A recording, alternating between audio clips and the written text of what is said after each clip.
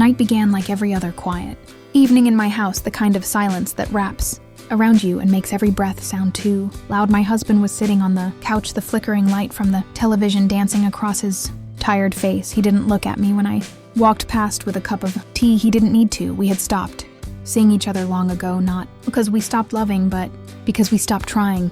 I kept telling myself, this is life, this is marriage, but sometimes when the wind brushed against the curtains and the world outside felt alive, I wondered if I had died somewhere along the way inside. I stood by the window staring into the street. The lamps glowed a soft amber and the world seemed slower, quieter. Then I saw him across the street standing near his porch. He was the new neighbor who had moved in 3 months ago. He always looked calm, never rushed, never loud. Something about him drew my eyes. Again and again I told myself it was just curiosity, just a passing distraction. But when his gaze met mine, for a second it felt like the air between us shifted, heavy and electric. I looked away, pretending to adjust the curtain, but my heart beat faster, like it remembered something my mind had long forgotten. The days passed in small routines, breakfast dishes, work, and silence. At night, my husband would fall asleep in front of the TV, and I would stare at the ceiling, listening to the hum of the refrigerator and the ticking of the clock. Everything felt still until that one evening when there was a knock at the door, soft at first, then again 3 times. I opened it, and there he was, the neighbor, standing under the dim porch light with rain dripping from his jacket. He smiled gently, said his power was out, asked if I had a flashlight. I nodded, stepped aside to let him in, and as he walked past me, the scent of rain and warmth filled the air. Something stirred inside me, something I couldn't name. He thanked me, and I found myself offering coffee without thinking. He sat at the table, and we talked about nothing, about the weather, about the noise of the city, about how he liked the sound of rain. I realized I hadn't laughed in months, not the polite kind of laugh, but a real one, the kind that comes from somewhere deep and lost. And I didn't even notice how close we were sitting until his hand brushed mine. It wasn't planned, it wasn't bold, it was just there. But that one touch felt like the first breath after drowning. I pulled my hand back, pretending to check the window, and said I should make sure my husband was okay. But when I looked at the couch, he was asleep, oblivious like always. He left soon after, thanking me again and saying good night.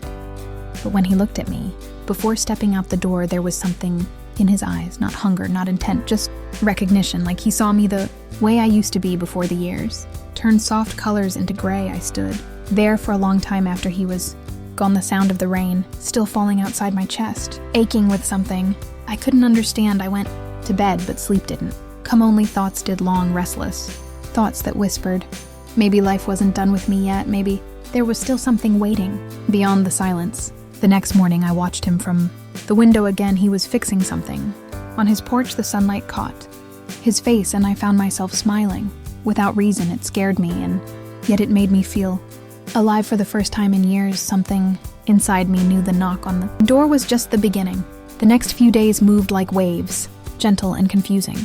I tried to forget the way his eyes had looked that night, the warmth of his voice, the ease that had wrapped around the silence in my home, but the memory stayed close like a shadow that followed wherever I went. When I watered the plants outside, I saw him across the street, painting his fence shirt sleeves, rolled up sunlight resting on his skin. He smiled once, just a small, quiet smile, and I felt my breath catch in my throat. I turned away, pretending to look at the flowers, but the air between us had already changed.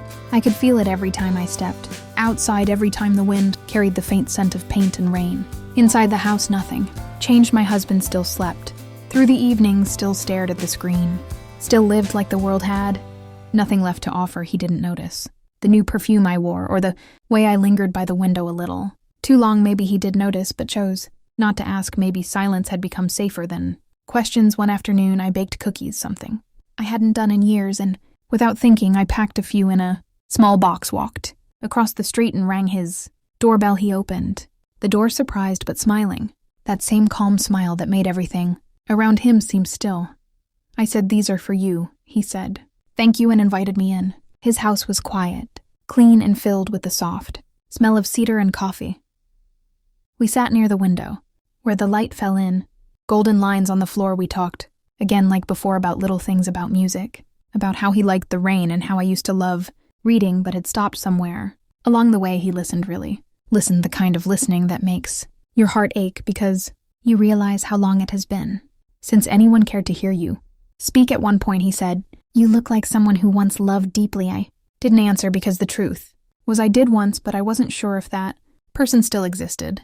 The hours slipped away, unnoticed until the world outside turned orange with the setting sun. I stood to leave, and he walked me to the door. The distance between us was small, but heavy. I could feel it in every heartbeat. He said thank you again, and for a second it felt like he wanted to say more, but he didn't. I stepped out and started walking, back my heart trembling with something that felt like fear and longing all at once. That night when I lay beside my husband, the same old silence filled the room, but it didn't feel the same anymore. It felt crowded, like there were words in the air that neither of us could speak. Days turned into weeks, and every small encounter with him grew heavier, a wave of quiet tension we never spoke of, but always felt. Sometimes he would just nod when I passed his gate. Sometimes he would wave once, and that was enough. I started taking longer walks, pretending I needed the air, but really I needed to see him, even if it was just for a moment. One evening he called out asking if I could help him carry something.